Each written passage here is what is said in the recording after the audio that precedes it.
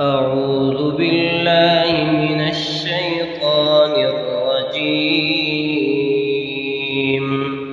بسم الله الرحمن الرحيم.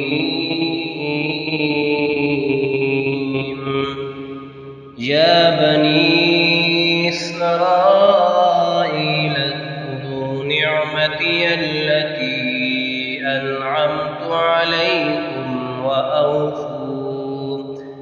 وأوفوا بعهدي أوف بعهدكم وإياي فارهبون.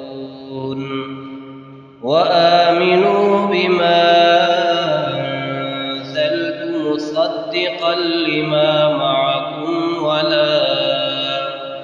ولا تكونوا أول كافر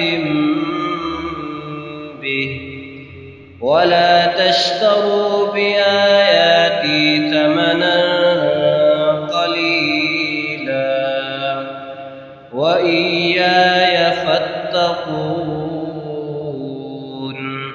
ولا تلبسوا الحق بالباطل وتكتموا الحق وأنتم تعلمون.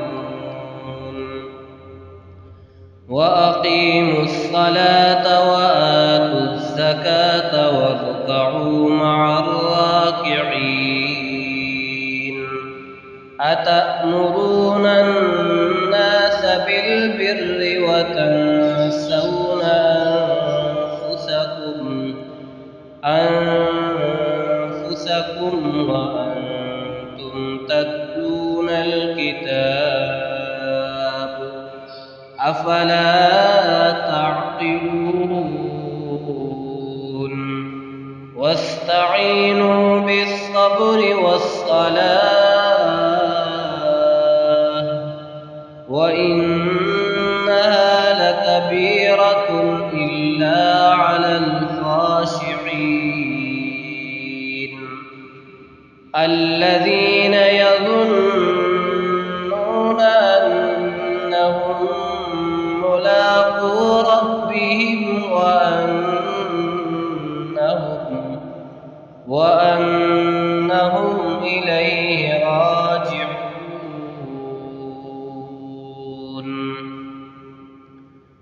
يا بني إسرائيل اذكروا نعمتي التي أنعمت عليكم وأني فضلتكم على العالمين. واتقوا يوما لا تجزي نفس عن نفس شيئا ولا يقبل منها شفاعة ولا يؤخذ منها عدل ولا هم ينصرون. وإذ نجيناكم من آل فرعون يسومونكم سوء العذاب يذبحون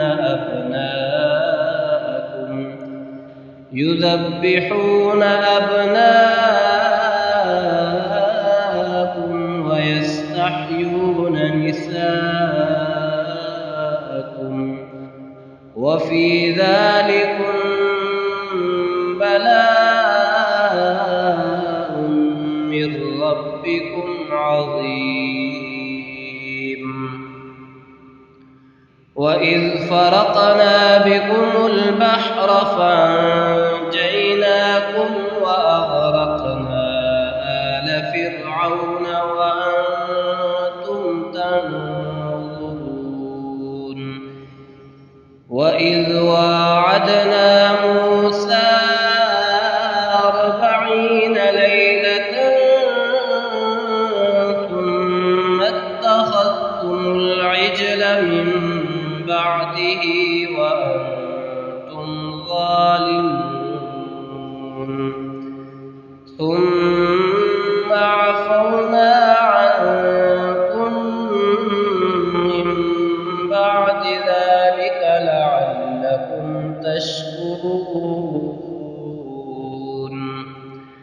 وإذ آتينا موسى الكتاب والفرقان لعلكم تهتدون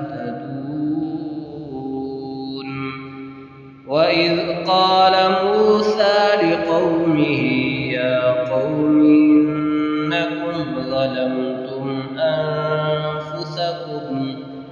أنفسكم باتخاذكم العجل فتوبوا إلى بارئكم فاقتلوا أنفسكم ذلكم خير لكم عند بارئكم فتاب عليكم إنه هو التواب الرحيم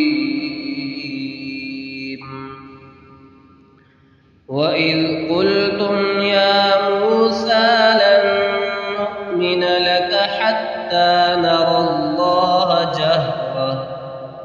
جهرة فأخذتكم الصاعقة وأنتم تنظرون ثم بعثناكم من بعد موتكم لعلكم تشكرون وظللنا عليكم الغمام وأنزلنا عليكم المن والسلوى كلوا من طيبات ما رزقناكم وما ظلمونا ولكن كانوا أنفسهم يظلمون وإذ قلنا ادخلوا هذه القرية فكلوا منها حيث شئتم رغدا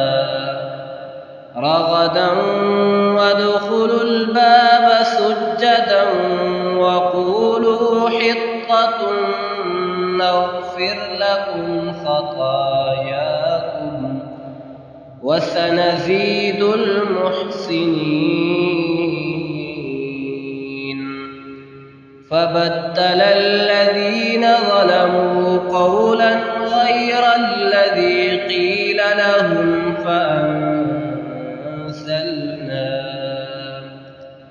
فأنزلنا على الذين ظلموا